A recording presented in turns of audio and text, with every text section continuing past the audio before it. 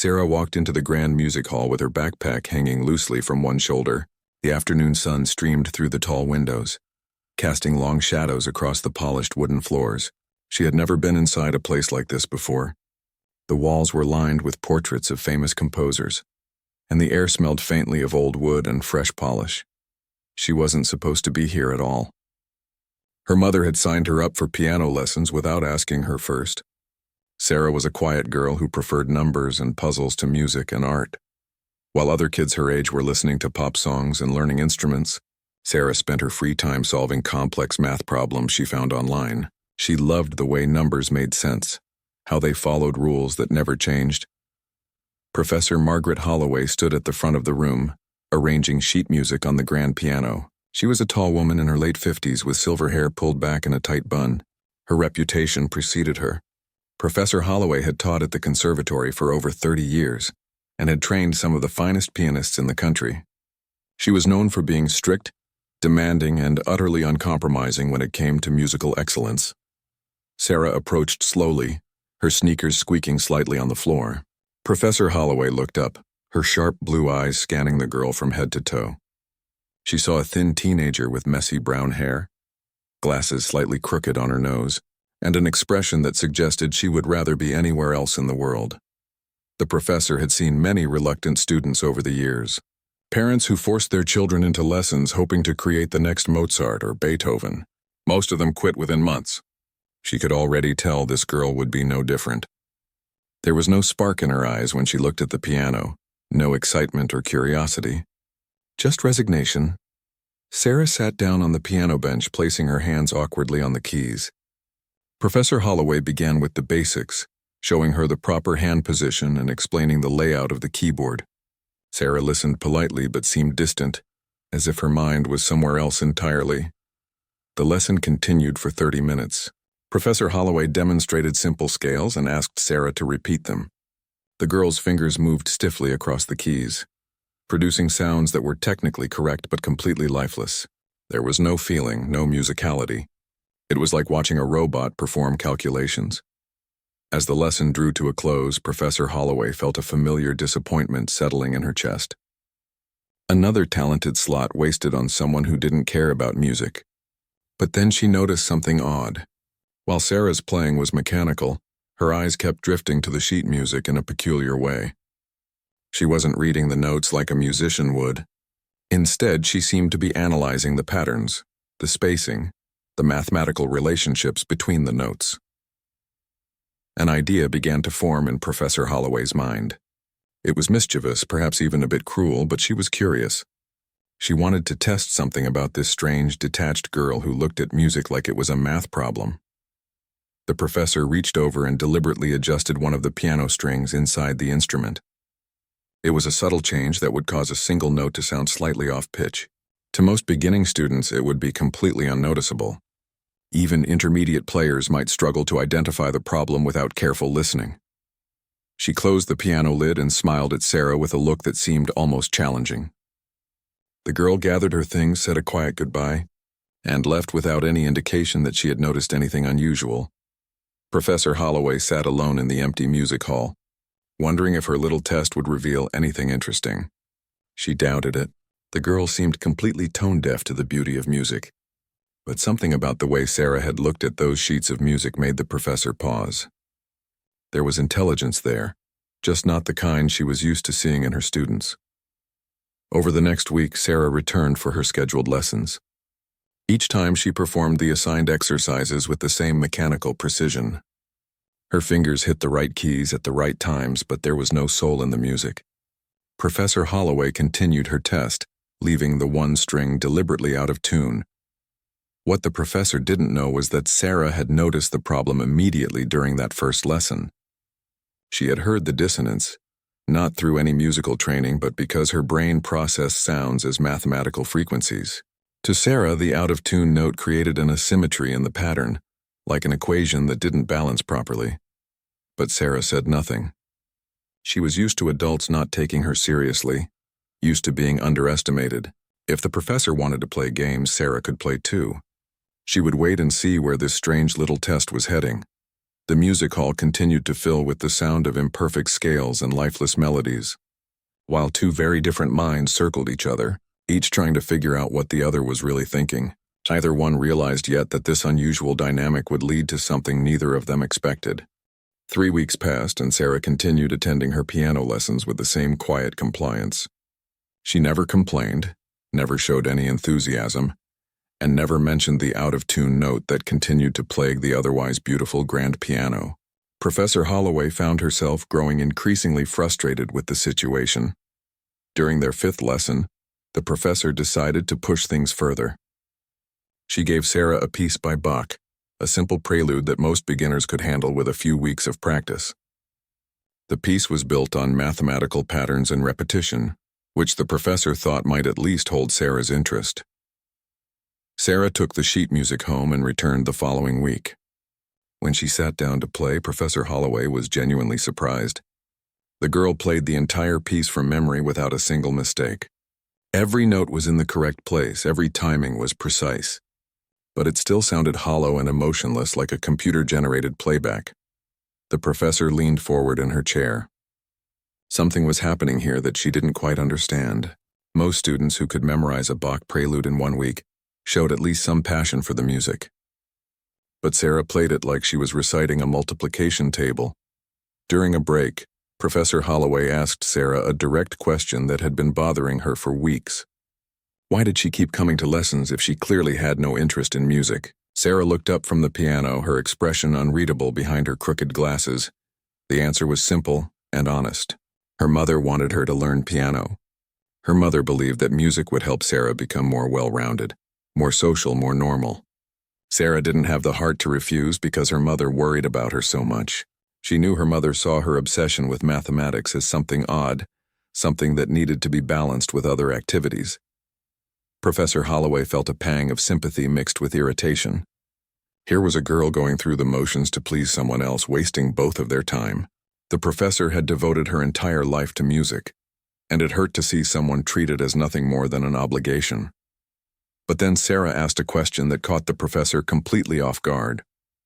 She wanted to know why the composer had chosen to repeat certain patterns in specific intervals. What was the mathematical reasoning behind the structure of the piece? Why did some progressions feel resolved while others felt incomplete? Professor Holloway blinked in surprise. In 30 years of teaching, no student had ever asked her questions like that.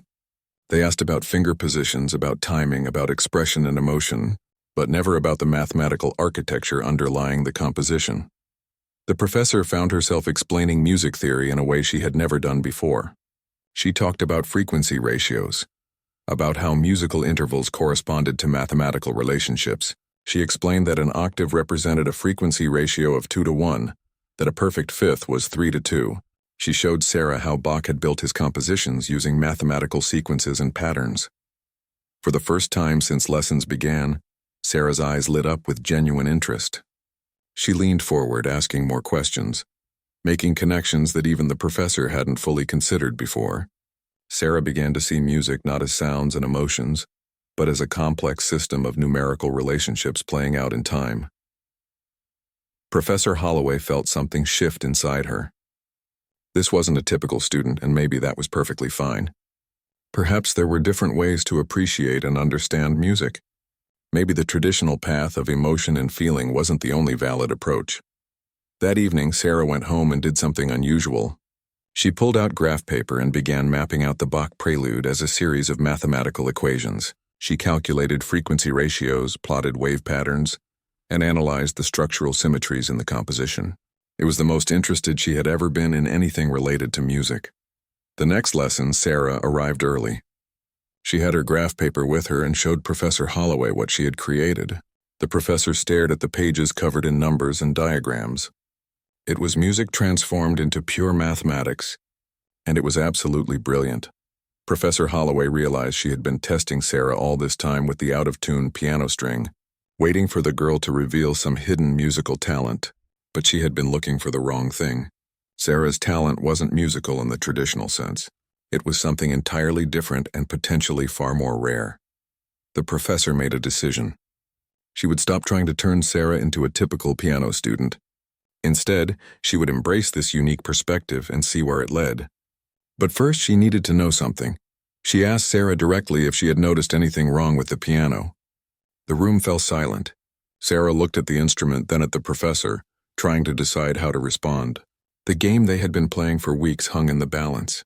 Finally, Sarah spoke. She told the professor that the G above middle C had been out of tune since the very first lesson. The frequency was approximately 8 cents flat, creating a dissonance when played with other notes. She had noticed immediately but assumed the professor knew and would fix it eventually. Professor Holloway sat back in her chair, stunned. This girl with no musical training had identified the exact problem with perfect accuracy. She hadn't heard it with a musician's ear. She had calculated it with a mathematician's mind. The professor stood up, walked to the piano, and opened the lid. She tuned the string properly, then closed it again. When she turned back to Sarah, there was a new expression on her face. Not disappointment or frustration, but genuine curiosity and respect. She told Sarah that they were going to approach lessons differently from now on. They would explore the mathematical foundations of music together, but she had one condition. Sarah had to promise to try to feel the music as well as understand it. Numbers and equations were beautiful, but they were only part of the story. Sarah agreed, though she wasn't sure she could keep that promise. She had spent her whole life understanding the world through logic and patterns. Feelings were messy and unpredictable, but something about the professor's challenge intrigued her. As Sarah left that day, both she and Professor Holloway felt something had changed between them. A wall had come down, replaced by a strange new partnership neither of them had expected to find. The following weeks transformed the dynamic between Sarah and Professor Holloway completely. The music hall became less like a traditional classroom and more like a laboratory where mathematics and music collided in fascinating ways. The professor brought in books about music theory, acoustics, and the physics of sound. Sarah devoured them with an enthusiasm she had never shown for the actual playing of music. Professor Holloway started giving Sarah unusual assignments. Instead of practicing scales and simple songs, Sarah was asked to analyze complex compositions and identify their mathematical patterns. She would spend hours at home creating charts and graphs that mapped out the structure of symphonies and concertos. Her bedroom walls became covered with papers showing frequency distributions and harmonic progressions. Sarah's mother noticed the change immediately. Her daughter was finally engaged with the piano lessons, even if not in the way she had hoped. Sarah talked constantly about ratios and wave patterns and something called the circle of fifths. Her mother didn't understand most of it, but she was happy to see her daughter excited about something that connected her to the world of arts and culture, even if only tangentially. At school, Sarah remained the quiet math genius that everyone knew but few understood. Her classmates found her odd. She never joined in conversations about music or movies or social media. During lunch, she sat alone working on problems that looked like hieroglyphics to everyone else. But now she had something new to think about, a bridge between the numbers she loved and the creative world she had always felt excluded from. Professor Holloway began to see her own field through completely new eyes. She had taught music for decades using the traditional methods passed down through generations of teachers, but Sarah's questions forced her to think more deeply about why music worked the way it did. Why did certain chord progressions feel satisfying? Why did minor keys sound sad while major keys sounded happy? What was the mathematical basis for all of it? One afternoon, Sarah made a discovery that would change everything.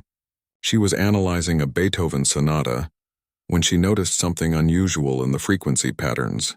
There was a mathematical relationship hidden in the composition that she had never seen described in any of the books the professor had given her. It was a complex ratio that appeared repeatedly throughout the piece, creating a subtle unity that most listeners would feel, but never consciously recognize. Sarah spent 3 days working on the problem, filling notebook after notebook with calculations. She cross-referenced the pattern with other Beethoven works and found it appearing again and again. Then she expanded her search to other composers and discovered variations of the same mathematical principle showing up across centuries of music. She brought her findings to Professor Holloway during their next lesson.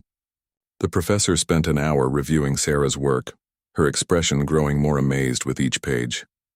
What Sarah had discovered was a previously unidentified mathematical principle that many great composers had intuitively used without ever formally recognizing it. Professor Holloway contacted colleagues at universities, sending them copies of Sarah's analysis. The responses came back quickly and were unanimously impressed. This was original research, the kind that PhD students struggled to produce, and it had been done by a 16-year-old girl who supposedly couldn't carry a tune. The professor sat Sarah down for a serious conversation. She told the girl that she had a genuine gift, not for music in the traditional sense, but for understanding its mathematical foundations. This was a rare talent that could lead to important work in fields like acoustic engineering, music theory research, or even artificial intelligence applications in music composition. Sarah listened quietly, processing this information. She had never thought of herself as particularly special. She was just a girl who liked math and happened to be taking piano lessons. The idea that her way of seeing things could be valuable was strange and a little frightening. But Professor Holloway wasn't finished. She explained that while Sarah's analytical abilities were extraordinary, she was missing something crucial. All the mathematical understanding in the world couldn't replace the emotional experience of music.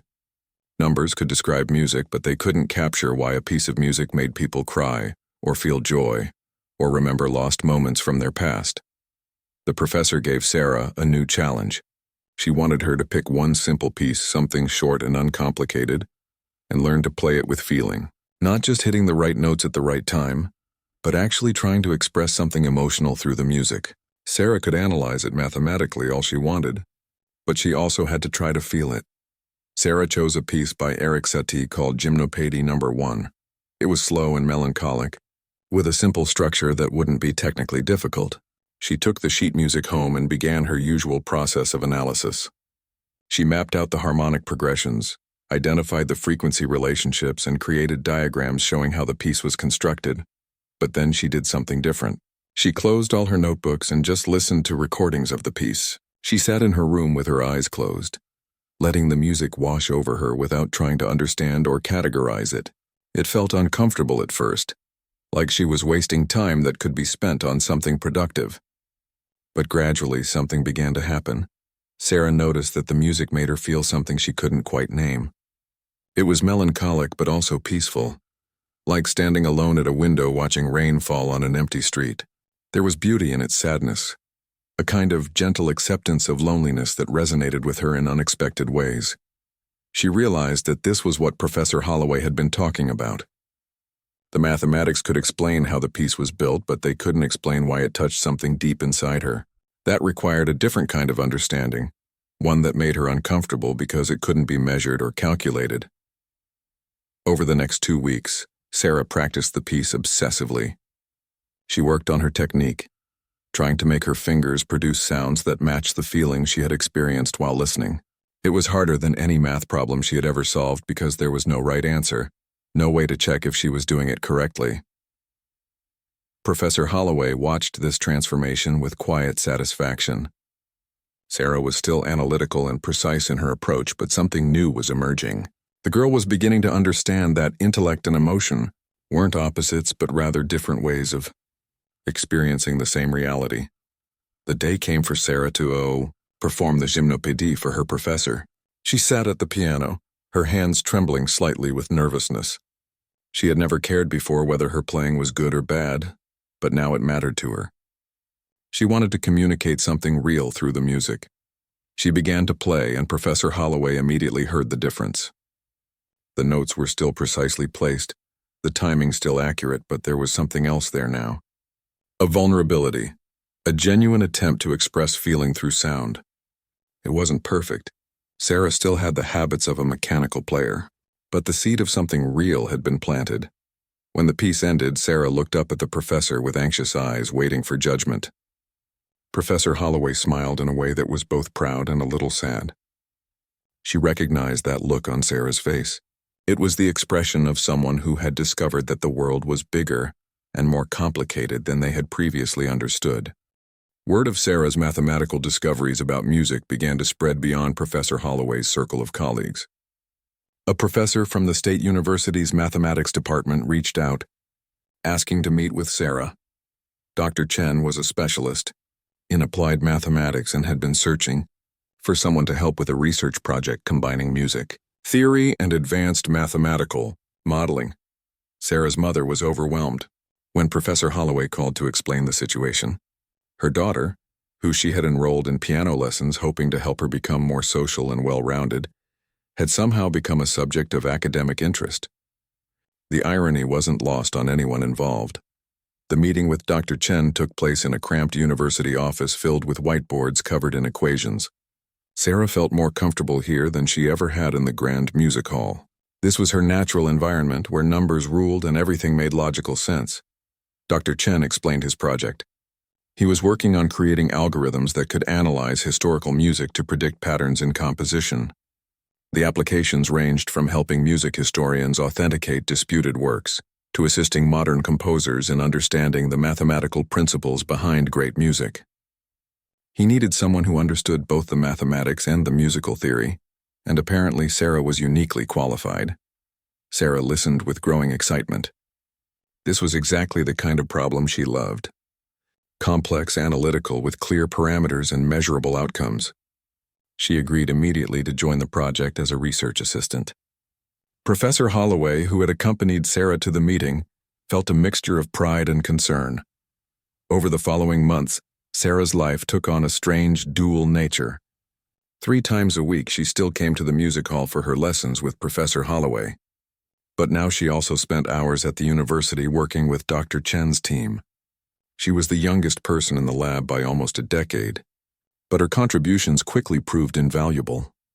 The research team was amazed by Sarah's ability to identify patterns that their computer algorithms had missed.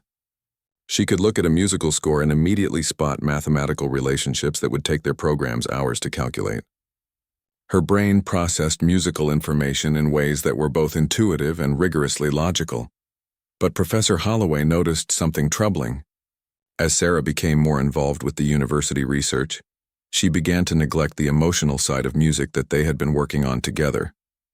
Sarah stopped trying to play with feeling and returned to her mechanical, calculation-based approach. The brief glimpse of vulnerability that had appeared during the gymnopédie performance seemed to have vanished. During one lesson, Professor Holloway confronted Sarah about this regression. She asked why Sarah had stopped trying to connect emotionally with the music. Sarah's response was honest and a bit defensive. She explained that emotions were messy and subjective. In the research lab, her value came from her analytical precision. Adding emotions into the mix would only muddy the waters and make her work less reliable. Professor Holloway felt frustrated, but held her tongue. She recognized that Sarah was retreating to what felt safe and comfortable. The girl had been asked to venture into unfamiliar emotional territory, and it had made her vulnerable. Now, given the choice between the certainty of mathematics and the uncertainty of feelings, Sarah was choosing what she knew best. The professor decided to take a different approach. She invited Sarah to attend a concert with her. It was a performance by a famous pianist playing Chopin's nocturnes. Sarah agreed reluctantly, viewing it as an obligation rather than an opportunity. They sat in the darkened concert hall among hundreds of other audience members. When the pianist began to play, Sarah initially tried to analyze what she was hearing. She identified chord progressions, calculated frequency ratios, and mentally mapped the mathematical structure of the pieces. But Professor Holloway had anticipated this. She leaned over and whispered to Sarah to close her eyes and just listen. No analysis, no calculations, just pure listening. Sarah resisted at first, but eventually complied. With her eyes closed and her analytical mind deliberately quieted, something unexpected happened. The music seemed to bypass her conscious thoughts and speak directly to something deeper. She felt the loneliness in the nocturnes, the yearning in the melodies, the bittersweet quality of beauty mixed with sadness. For the first time in her life, Sarah understood why people cared so much about music. It wasn't about the notes or the technical skill. It was about the emotional experience that those elements created together. When the concert ended, Sarah sat in silence for a long moment. Professor Holloway didn't say anything, letting the experience settle in the girl's mind. As they walked out into the cool evening air, Sarah finally spoke. She admitted that she had felt something during the performance that she couldn't explain mathematically. It scared her a little. Professor Holloway smiled gently and told Sarah that fear was a normal response to genuine emotion. Most people spent their lives trying to avoid feelings that made them uncomfortable, but those feelings were also what made life worth living. Music, at its best, helped people access emotions they might otherwise never experience. The conversation continued as they walked through the city streets. Sarah asked questions she had never thought to ask before. How did composers translate their emotions into music? Why did certain combinations of notes produce specific feelings? Was there any mathematical basis for emotional responses to music? Or was it all subjective? Professor Holloway answered as best she could, but she also admitted that some questions didn't have clear answers. The relationship between music and emotion was one of the great mysteries of human experience. Science could explain some of it, but not all. There was room for both understanding and wonder. Back at the university lab, Sarah found herself approaching her research differently. She still performed the same analytical tasks, but now she tried to consider the emotional intentions behind the compositions she was studying. Why had Mozart chosen this progression instead of another mathematically similar option? What feeling was Beethoven trying to evoke with this particular sequence?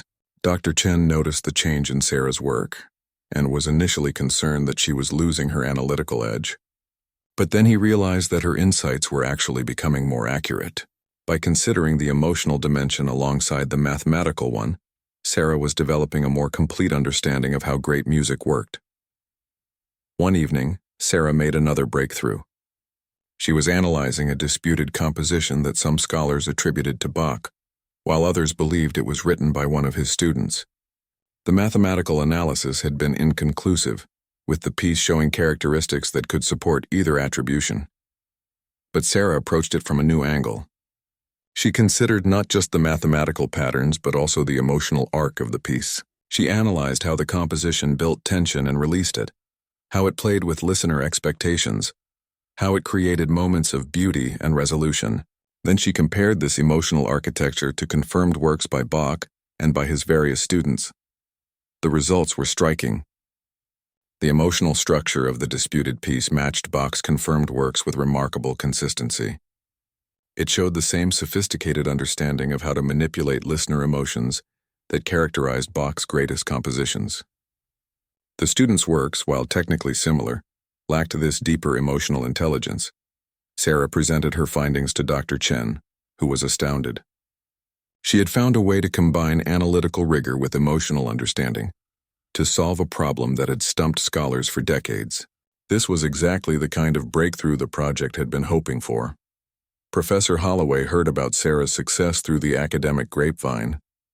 She invited Sarah to come by the music hall outside of their regular lesson time.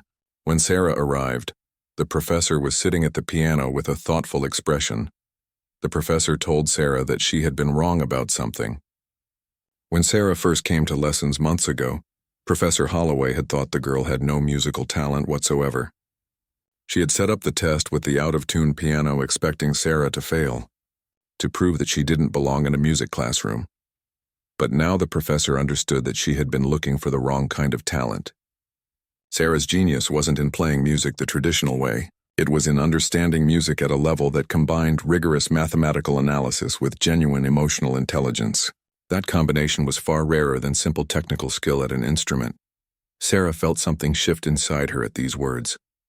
For so long, she had felt like she was failing at music because she couldn't play with the natural emotion that seemed to come easily to others. But maybe she had been succeeding all along, just in a different way than anyone expected. Professor Holloway stood up from the piano and offered Sarah her hand in a formal gesture. She told Sarah that while she would always be welcome to continue lessons, the professor no longer had much to teach her. Sarah had found her own unique path through the world of music, one that honored both her analytical mind and her growing emotional awareness. Sarah decided to continue her lessons with Professor Holloway, despite the professor's protests. Their relationship had evolved into something more than teacher and student. They had become collaborators exploring the intersection of mathematics and music together. Each lesson now felt more like a research session where both of them learned something new. The university research project was expanding rapidly. Dr. Chen had secured additional funding based on Sarah's breakthrough with the disputed Bach composition. Major music foundations and technology companies were interested in the work they were doing. Sarah found herself participating in conference calls with scholars and executives who were decades older than her, all eager to hear her unique perspective. At school, Sarah remained largely invisible to her classmates. They knew she was involved in some kind of special research project, but nobody really understood what it meant. A few teachers mentioned her work during announcements, praising her achievements, but this only made Sarah more of an outsider. She didn't mind much. She had never fit in with her peers anyway, and now she had found a community at the university where her way of thinking was valued. Her mother watched these developments with mixed emotions. On one hand, she was incredibly proud of her daughter's accomplishments. Sarah was doing work that impressed university professors and attracting attention from important organizations. On the other hand, she worried that Sarah was becoming even more isolated from normal teenage experiences. Her daughter spent all her free time either at the music hall, the university lab, or working alone in her room. One Saturday afternoon, Sarah's mother sat her down for a conversation. She asked Sarah if she was happy. It was a simple question, but Sarah found it surprisingly difficult to answer. Was she happy? She enjoyed her work and found satisfaction in solving complex problems. But happiness seemed like something different, something she wasn't sure she had ever really experienced. Sarah tried to explain to her mother that happiness might not be the right goal for someone like her. She was content with her work and grateful for the opportunities she had been given. Maybe that was enough. Her mother looked sad at this response but didn't push further. The next week at the music hall, Professor Holloway noticed that Sarah seemed distracted. When pressed, Sarah shared the conversation she had had with her mother. The professor listened thoughtfully, then told Sarah a story about her own life. Professor Holloway had devoted herself entirely to music from a young age. She practiced for hours every day, won competitions, performed in prestigious venues. Her talent was recognized by everyone, and she was told repeatedly that she was destined for greatness. But by her late 20s, she realized that all this success hadn't made her happy. She had achieved everything she was supposed to want, but something felt missing. Eventually, Professor Holloway discovered that her true joy came not from performing, but from teaching and exploring the theoretical aspects of music. She gave up her performance career to work at the conservatory, a decision that shocked and disappointed many people who had believed in her. But it was the right choice for her, even if it meant giving up fame and prestige. The professor told Sarah that happiness wasn't about doing what others expected or following a traditional path. It was about finding work that engaged both your mind and your heart. Sarah had the opportunity to create something genuinely new in the world, combining mathematics and music in ways that had never been done before. That was worth pursuing, even if it meant being different from everyone else. Sarah felt something release inside her chest. She realized she had been carrying guilt about not being the daughter her mother wanted, not being the typical student Professor Holloway had expected, not being like her normal classmates. But maybe being different wasn't something to apologize for. Back at the university lab, the research team was preparing for a major presentation. They had been invited to demonstrate their work at an international symposium on music theory and technology. Sarah would be presenting her findings on emotional analysis in classical compositions. It would be her first time speaking in front of a large academic audience. The weeks leading up to the symposium were intense. Sarah worked with Dr. Chen to refine her presentation, making sure the mathematics was rigorous while keeping the concepts accessible to an audience that included both scientists and musicians. Professor Holloway helped her prepare by making her explain complex ideas in simple terms, a skill that didn't come naturally to Sarah. The night before the presentation, Sarah barely slept. She kept running through her speech in her mind, worried about all the things that could go wrong. What if the experts in the audience found flaws in her reasoning? What if she couldn't answer their questions? What if she proved that she was just a kid pretending to understand things beyond her capability? Professor Holloway met Sarah for breakfast the morning of the symposium. She could see the fear in the girl's eyes and recognized it immediately. She had felt that same terror before her own first major performance decades ago. The professor told Sarah something that had been told to her long ago. Fear meant that you cared about doing well, and caring was the first step toward excellence. The symposium was held in a large auditorium filled with hundreds of attendees. Sarah stood backstage, listening to the other presenters through a speaker. They were all accomplished scholars with impressive credentials and years of experience. Sarah was just a teenager who had stumbled into this world almost by accident. When her turn came, Sarah walked onto the stage with trembling legs. The bright lights made it hard to see the audience, which was both terrifying and comforting. She began her presentation, her voice shaky at first but growing stronger as she moved through her material. She explained her discovery about emotional architecture in classical music, showing how mathematical analysis could reveal patterns and how composers manipulated listener feelings.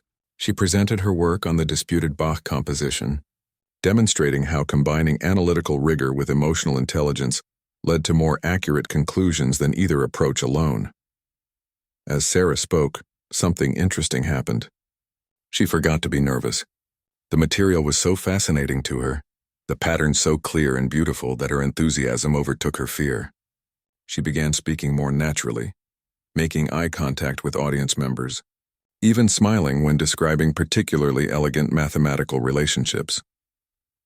The presentation ended with a complex visualization showing emotional patterns across multiple Bach compositions.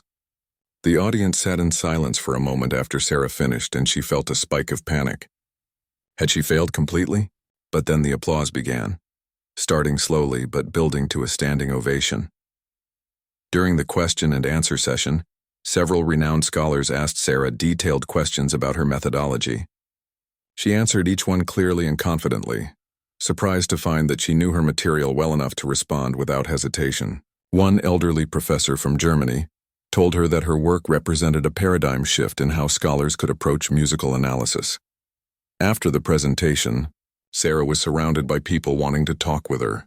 Scholars from universities around the world wanted to know more about her research. Technology companies asked if she would be interested in internships or future collaboration. Music historians peppered her with questions about other disputed compositions they wanted her to analyze. Professor Holloway and Dr. Chen watched from the side of the room, both beaming with pride. Sarah had proven that her unique combination of mathematical genius and emotional awareness was not just interesting, but genuinely valuable to the academic and professional world. That evening, back in her hotel room, Sarah finally allowed herself to feel the full weight of what had happened. She had stood in front of hundreds of experts and presented original research that they found compelling. She had answered their questions and earned their respect. For the first time in her life, she felt like she truly belonged somewhere. She called her mother to share what had happened. Her mother cried on the phone, overwhelmed with emotion. She told Sarah how proud she was, how amazed she was by her daughter's accomplishments. Then she said something that surprised Sarah. She apologized for not understanding sooner what made Sarah special, for trying to push her to be more normal instead of celebrating her unique way of seeing the world. Sarah felt tears running down her own cheeks, which was unusual for her. She wasn't someone who cried easily, but the combination of the day's triumph and her mother's words created an emotional release she hadn't known she needed. The next morning, Professor Holloway took Sarah out for coffee before they returned home. The professor told Sarah that she had been transformed by this experience of working together. For 3 decades, Professor Holloway had taught music the same way, looking for the same kinds of students, measuring success by the same traditional standards. But Sarah had shown her that there were other ways to understand and appreciate music. The professor had become a better teacher because of it. She was now incorporating mathematical analysis into her lessons with other students, helping them understand the theoretical foundations of the music they played. Some students loved this approach while others didn't. The months following the symposium brought significant changes to Sarah's life. Several universities reached out offering her early admission to their programs once she graduated high school. Technology companies expressed interest in having her join their research teams as an intern during summer breaks. Music foundations wanted to fund her continued research into mathematical patterns in classical compositions. Sarah found herself overwhelmed by the sudden attention and opportunities. She had gone from being an invisible student that nobody understood to someone that important institutions were competing to work with. Professor Holloway helped her navigate these offers, advising her on which opportunities aligned best with her interests and long-term goals. Dr. Chen's research project expanded significantly with Sarah as a key team member. They were now working with major orchestras and music archives around the world, applying Sarah's analytical methods to historical questions that had puzzled scholars for generations. Each week brought new discoveries and insights that generated excitement throughout the academic community. But success brought its own challenges. Sarah's schedule became increasingly demanding as she tried to balance high school classes, university research, and her continuing lessons with Professor Holloway. She slept less and worried more. The work that had once felt purely exciting now sometimes felt like pressure and obligation. One afternoon at the music hall, Sarah broke down crying during a lesson. Professor Holloway was alarmed at seeing the normally composed girl dissolve into tears. Between sobs, Sarah explained that she felt like she was drowning in expectations. Everyone wanted something from her. Everyone had plans for her future. She didn't know anymore what she actually wanted for herself. Professor Holloway sat beside Sarah on the piano bench and put a gentle hand on her shoulder. She told Sarah that this was a crisis that many talented young people faced when their gifts were recognized by the wider world. Success could become its own kind of trap, with other people's expectations replacing your own genuine interests and desires. The professor asked Sarah to think back to when she first made her discoveries about music and mathematics. What had motivated her then? What had made the work feel meaningful? Sarah thought about it and realized that back then she had been driven purely by curiosity. She found patterns that fascinated her and wanted to understand them better. There had been no pressure, no audience, just the joy of discovery. Professor Holloway suggested that Sarah needed to reconnect with that original motivation. She recommended that Sarah take a break from all her commitments for a few weeks. No research obligations, no presentations, no pressure to produce results. Just time to remember why she cared about this work in the first place. Sarah was initially resistant to this idea. She had deadlines and people depending on her. But Professor Holloway was firm. Burnout was a real danger, and it would be far more damaging in the long run than taking a brief pause now. The professor personally contacted Dr. Chen and explained the situation. He understood immediately and agreed that Sarah needed time to recover. During her break, Sarah did something she hadn't done in months. She played piano just for herself, with no analytical purpose and no one listening. She chose pieces she found beautiful and played them imperfectly, but with genuine feeling. It reminded her of that concert with Professor Holloway, where she had first understood that music could touch something deeper than intellect. She also spent time with her mother, who took time off work to be with her daughter. They went to movies, cooked meals together, and talked about things that had nothing to do with mathematics or music.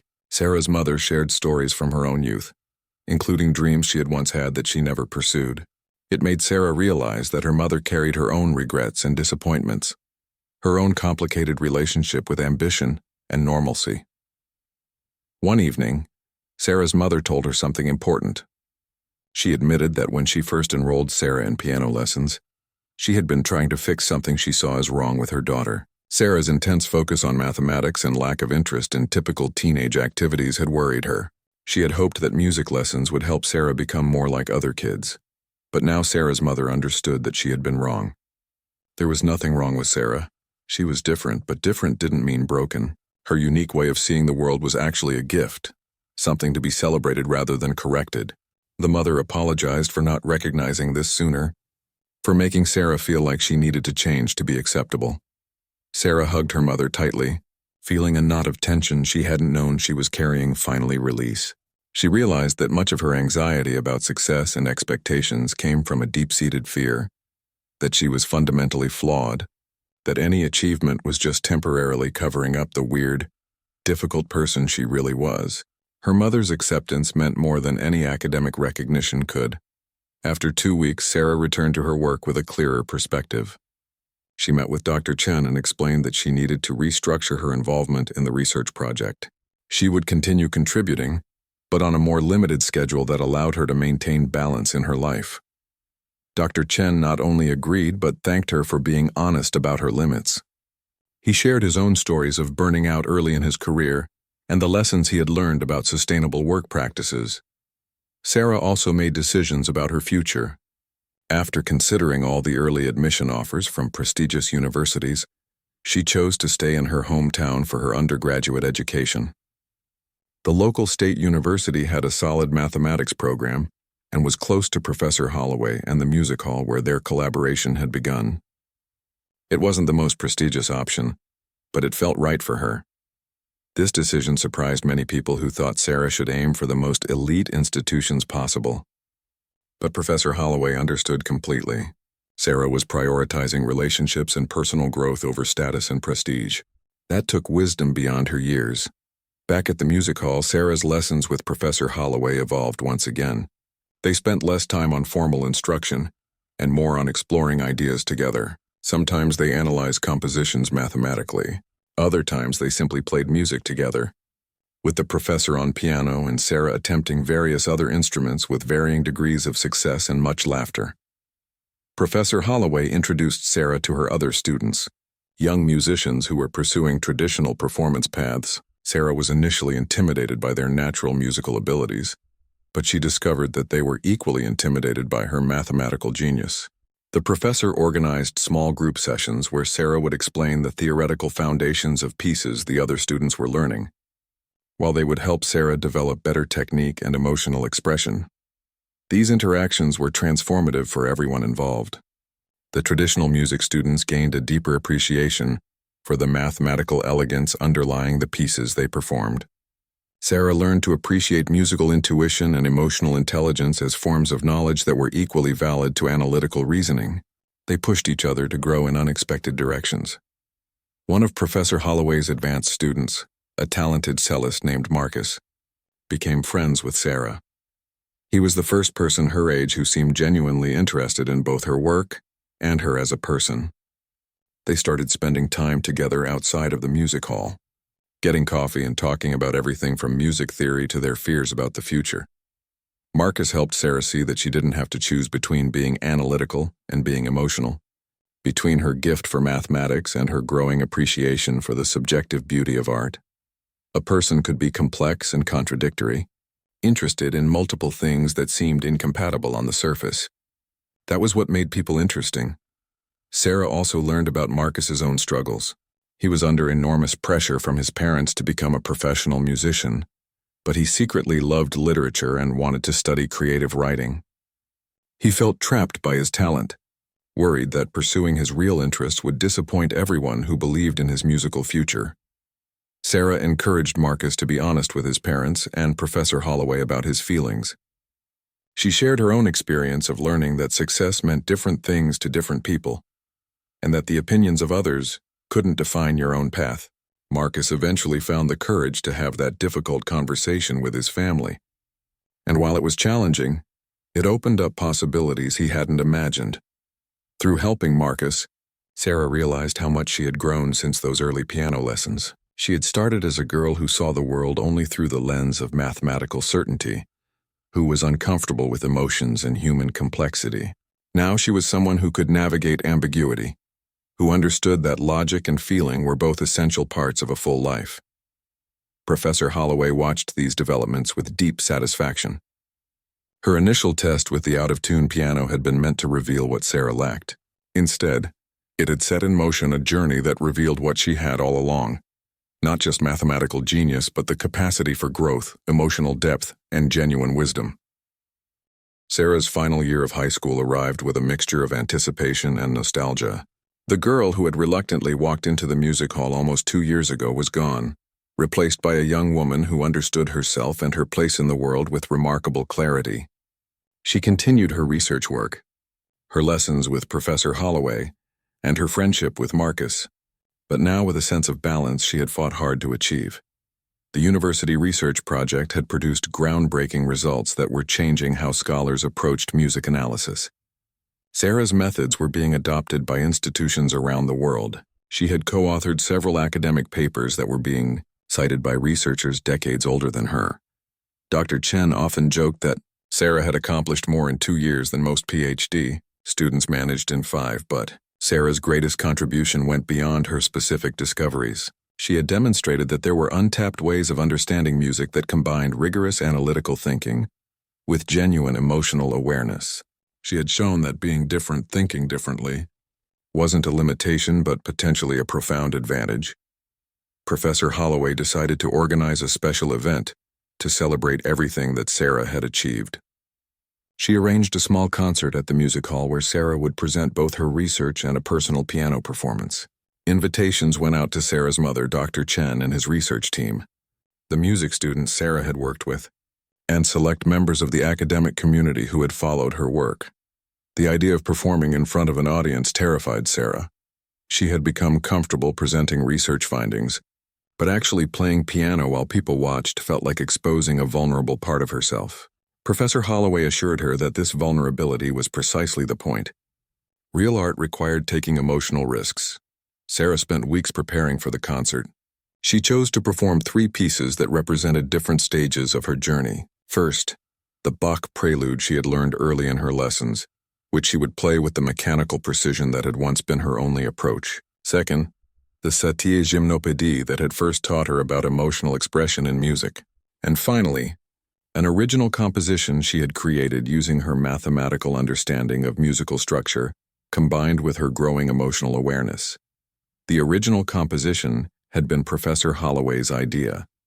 She challenged Sarah to use everything she had learned to create something entirely new. Sarah had been hesitant at first, doubting her ability to compose anything worthwhile. But once she started, the process became addictive. She found herself crafting melodies based on mathematical patterns, then adjusting them based on the emotional response she wanted to evoke. It was like solving an equation where half the variables were logical and half were feelings. The night of the concert arrived. The music hall was filled with people who had been part of Sarah's journey in various ways. Her mother sat in the front row, clutching a handkerchief nervously. Marcus sat with the other music students, offering Sarah an encouraging smile. Dr. Chen and his team occupied several rows, eager to see this different side of their young colleague.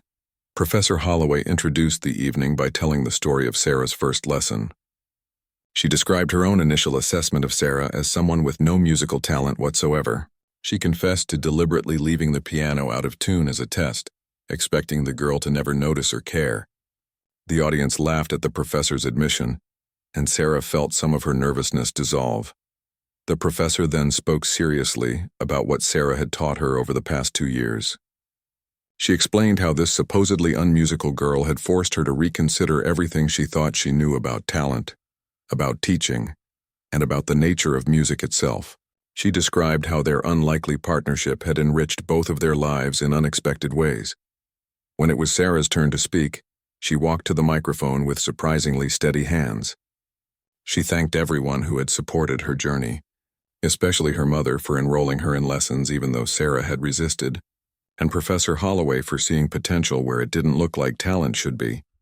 Sarah then did something that surprised everyone. She asked the audience to close their eyes for a moment and just listen to the piano. She played a single note, held it until it faded, then asked people what they had heard.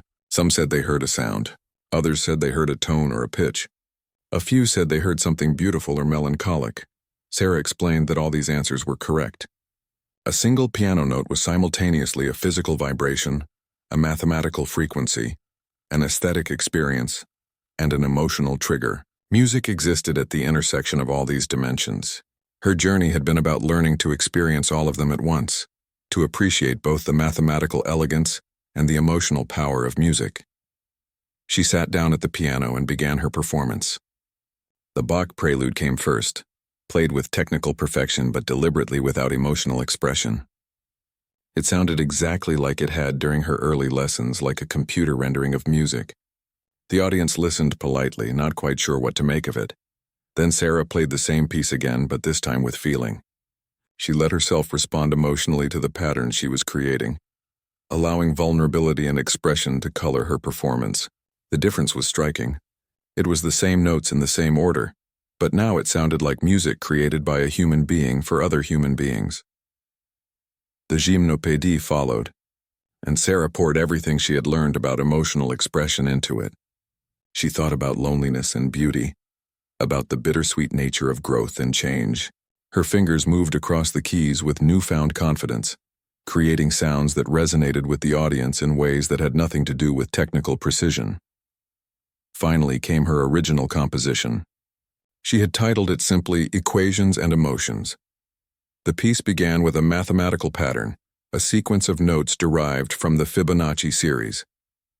But gradually, emotion crept into the structure, bending the strict mathematical rules to create something more human and unpredictable. The composition moved between order and chaos, logic and feeling, creating a musical argument that resolved in a synthesis of both approaches. As Sarah played the final notes, the music hall fell completely silent. Then the audience erupted in applause. People stood, some wiping tears from their eyes. Sarah looked up from the piano, startled by the intensity of the response. She had done it. She had communicated something real through music, something that touched people in ways words and equations never could. After the performance, Sarah was surrounded by well-wishers. Her mother hugged her tightly, crying with pride. Marcus congratulated her and whispered that her composition was genuinely brilliant. Dr. Chen shook her hand formally and told her that watching her play had given him new insights into their research work, but the most meaningful moment came when Professor Holloway approached. The older woman looked at Sarah with eyes that held both pride and a hint of sadness. She told Sarah that she had nothing left to teach her. Sarah had found her own unique path through the world of music, one that honored both her analytical genius and her emotional depth. Sarah felt tears forming in her own eyes. She told Professor Holloway that the lessons wouldn't end just because the teaching was done. They would continue exploring music together as colleagues and friends, learning from each other as they always had. The professor smiled and agreed, recognizing the truth in Sarah's words. As the evening wound down and guests began to leave, Sarah stood alone for a moment at the grand piano. She pressed a single key, listening as the note filled the empty hall. She thought about that first lesson, about the out-of-tune string that had started everything. That small imperfection had revealed something important about both her and Professor Holloway. It had been a test, but not the kind either of them had expected. Professor Holloway had tested Sarah's musical awareness and found it lacking. But in the process, she had discovered something far more interesting, a mind that could perceive music in completely new ways. Sarah had passed a test she didn't know she was taking by noticing the out-of-tune note immediately, even though she lacked traditional musical training, and Sarah had tested Professor Holloway too, though not intentionally. By being so different from the students the professor was used to teaching, Sarah had challenged her to grow, to question her assumptions, and to recognize that there were multiple valid ways to understand and appreciate music. The out-of-tune piano string had been meant to expose weakness. Instead, it had revealed strength. It had been meant to prove that Sarah didn't belong in a music classroom. Instead, it had demonstrated that she belonged there in ways nobody had imagined. Sarah closed the piano lid gently and picked up her things. As she walked out of the music hall into the cool evening air, she thought about her future. She would study mathematics in college, continue her research into the mathematical foundations of music, and probably make more discoveries that surprised people. But she would also keep playing piano, keep attending concerts, keep allowing herself to experience the emotional power of music alongside its mathematical beauty. She had learned that genius wasn't about being good at just one thing,